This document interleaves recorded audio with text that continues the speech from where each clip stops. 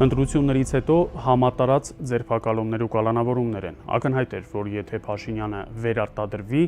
անհաշտ պայքար է մղելու իր հիմնական քաղաքական անդիմախոսների նկատմամբ, ունեզրկելով եւ կալանավորելով նրանց։ Եվ եթե նախկինում դրանք առանձին դեպքեր են, հիմա կրում են զանգվածային բնույթ։ Այս զանգվածային տերորի հիմնական պատճառը հենց ընտրություններն են։ Վարչախումբը հրաշալի հասկանում է, որ այդ ընտրություններում իրական հաղթանակ չի տարել։ ՔՊԻ արձանագրած շուրջ 49% արդյունքը, ինչպես քանիցս հիմնավորել եւ փաստարկել ենք, հնարավոր է դարձել լայնածավալ ընտրախախտումների շնորհիվ։ Այդ պատճառով էլ այժմ փորձում են լրացնել քաղաքական անդիմախոսներին, դիմելով զանգվածային ձերբակալությունների եւ ահաբեկման մեթոդների։ Դա սկսվել էր դեռևս ընտրություններից առաջ։ Հարյուրավոր քաղաքական ակտիվիստներ էին ձերբակալվում, ընդդիմադիր շտաբների աշխատանքը խոչընդոտվում էր, իրականացվում էին տարբեր ճնշումներ։ Այդ ամենի եւ ընտրախախտումների արդյունքում իշխանությանը հաջողվեց արձանագրել ցանկալի արդյունքը։ Այժմ նրանց համար կարևոր է ամրապնդել այդ արդյունքը, իսկ դրա հիմնական գործիքը քաղաքական հետապնդումներն ու զանգվածային ձերբակալություններն են։ Այդ նպատակով էլ ստեղծվում է վախի մթնոլորտ,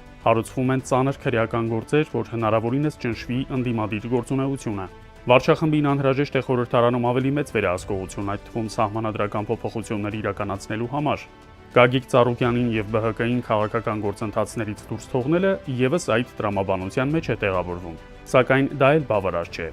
Եթե իշխանությունը ցանկանում է կատարել այն պահանջները, որոնք հնչում են Բաքվից, նրան անհրաժեշտ է խորհրդարանում ունենալ առնվազն 2/3 մեծամասնություն։ Վարչախումբը փորձելու է ճնշումների միջոցով ընդդիմադիր պատգամավորներից մի քանիսին իր կողմը գրավել, ինչպես եղավ 8-րդ գումարման խորհրդարանում։ Վստահաբար ճնշումներ կլինեն ոչ միայն պատգամավորների, այլև նրանց ընտանիքների, հարազատների եւ մերձավորների նկատմամբ։ Վարչախումբը հրաշալի հասկանում է, որ իր դիրքերն այնքան ամուր չեն, որքան կարող է թվալ առաջին հայացքից։ Իշխանության լեգիտիմության հարցը շարունակում է քննարկվել թե այստեղ, թե արտերկրում։ Միջազգային դերակատարները կարող են շնորհավորել ընտրությունների արդյունքների կապակցությամբ, սակայն դա չի նշանակում, թե նրանք չեն տեսնում Հայաստանում իրապես տեղի ունեցողը։ Նրանք շատ լավ հասկանում են իրավիճակը, սակայն իրենց համար առաջնային են սեփական քաղաքական շահերը։ Եվ որքան թույլ է իշխանությունը ներքաղաքական առումով, այնքան ավելի հեշտ է արտաքին ուժերի համար նրանից տարբեր զիջումներ կորզել։ Այդ պատճառով էլ ստեղծվել է մի իրավիճակ, երբ արտաքին ճնշումները միայն ուժ գնանալու են։ Այսինքն զարմանալու էլ չի, այս մարդիկ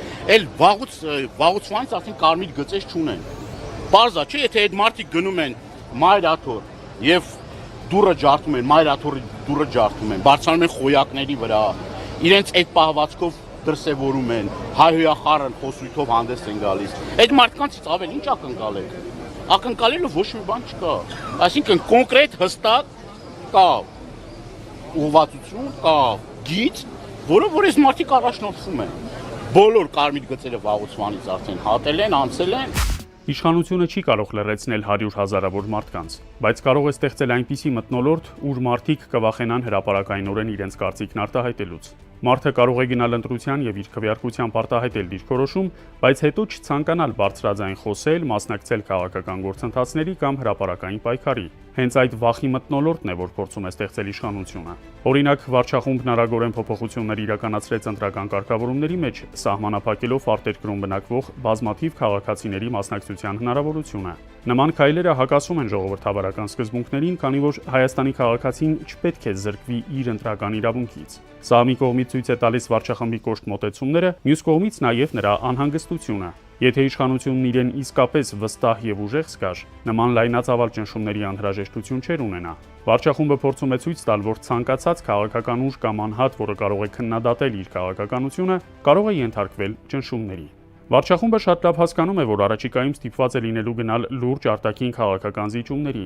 Այդ զիջումները չեն սահմանափակվելու միայն սահմանադրական փոփոխությունների թեմայով։ Ադրբեջանի պահանջները կարող են շարունակաբար ընդլայնվել։ Խոսքը կարող է վերաբերել տարածքային, քաղաքական եւ այլ հարցերի։ Այդ պայմաններում իշխանությանը անհրաժեշտ է հնարավորինս վերահսկելի ներքաղաքական միջավայր, որպեսզի հանրային դիմադրությունը նվազեցվի։ Այսինքն վարչախումբը փորձում է հնարավորինս թուլացնել այն ուժերին եւ կառույցներին, որոնք կարող են հակազդել այդ գործընթացներին։ Բայց հասարակության մեծամասնությունն անվերջ զիջումների քաղաքականության հետ հաշտ չէ։ Ընտրությունների արդյունքները ցույց տվին, որ մեր ժողովուրդը դեմ է ոչ թե խաղաղությանը, այլ այն սցենարին, երբ խաղաղության անվան տակ Հայաստանը մշտապես հանդես է գալիս միայն զիջողի դիրքում։ Մարդիկ ուզում են անվտանգություն, արժանապատիվ խաղաղություն եւ սեփական երկրի շահերի պաշտպանություն։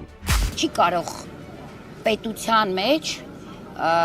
երբ որ ամբողջ մարմինը գլխից սկսած հիվանդ է, թևը կամ ոտքը առողջ լինել։ Այս երկրում չի կարող արդար որևէ բան լինել։ Այս երկրում չկա ժողովրդավարություն, այս երկրում չկա արդարադատություն։ Այս երկրում մենք գոնե ականատես եղանք, ինչպես